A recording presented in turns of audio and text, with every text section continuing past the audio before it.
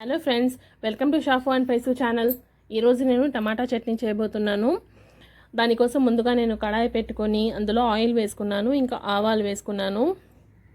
ఆ తర్వాత అందులో కరివేపాకు, ఇంకా సన్నగా తరిగి పెట్టుకున్న వెల్లుల్లి వేసుకొని వెల్లుల్లి బాగా ఎర్రగా అయ్యేంత వరకు ఫ్రై చేసుకుందాము.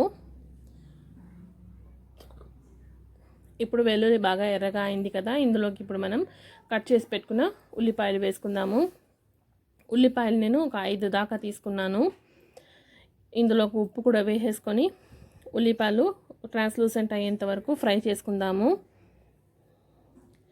కొద్దిగా ఉల్లిపాయలు ఫ్రై అయిన తర్వాత ఇందులోకి మనం పచ్చిమిర్చి వేసుకుందాం. పచ్చిమిర్చి మీరు కావాలంటే మధ్యలోంచి చీల్చి కూడా వేసుకోవచ్చు, నేను అలాగే వేసుకున్నాను. ఇప్పుడు కొద్దిగా ఫ్రై అయిన తర్వాత టమాటాలు వేసుకుందాము. టమాటాలు నేను ఒక 6-7 దాకా తీసుకున్నాను, సన్నగా కట్ చేసి. ఇప్పుడు టమాటాలను ఒకసారి కలిపేసుకొని మూత పెట్టేసి టమాటాలు బాగా మగ్గించుకుందాం కాసేపు.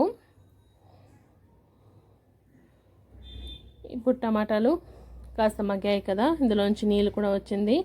ఇప్పుడు దీన్ని మనం మూత పెట్టాల్సిన అవసరం లేదు, అలాగే ఓపెన్లోనే పెట్టి మధ్య మధ్యలో కలుపుకుంటూ బాగా ఫ్రై చేసుకుందాం. దగ్గరగా వచ్చేంత వరకు బాగా ఫ్రై చేసుకుందాము. ఇప్పుడు ఇందులోకి మనం మిరప్పొడి కూడా వేసేసుకుందాం కాసేపు ఫ్రై చేసిన తర్వాత. ఇప్పుడు మిరప్పొడి కూడా వేసేసి మరి కాసేపు బాగా గట్టిగా అయ్యేంత వరకు కాసేపు ఫ్రై చేసుకుందాము, కుక్ చేసుకుందాము. ఇప్పుడు ఇందులోకి మనం సన్నగా తరిగిన కొత్తిమీర వేసుకొని ఒకసారి కలిపేసుకుంటే మన టమాటా చట్నీ రెడీ అయిపోతుంది. దీన్ని మీరు చపాతీలోకి కానీ, అన్నంలోకి కానీ, దోశల్లోకి, ఇడ్లీలోకి తినచ్చు. బాగా టేస్టీగా ఉంటుంది. ఈ వీడియో కనుక మీకు నచ్చినట్టయితే దీన్ని లైక్ ఇంకా షేర్ చేసుకోండి ఫ్రెండ్స్. అలాగే ఈ రెసిపీ మీకు ఎలా ఉందో ట్రై చేసి నాకు కమెంట్ బాక్స్లో కమెంట్ చేయండి.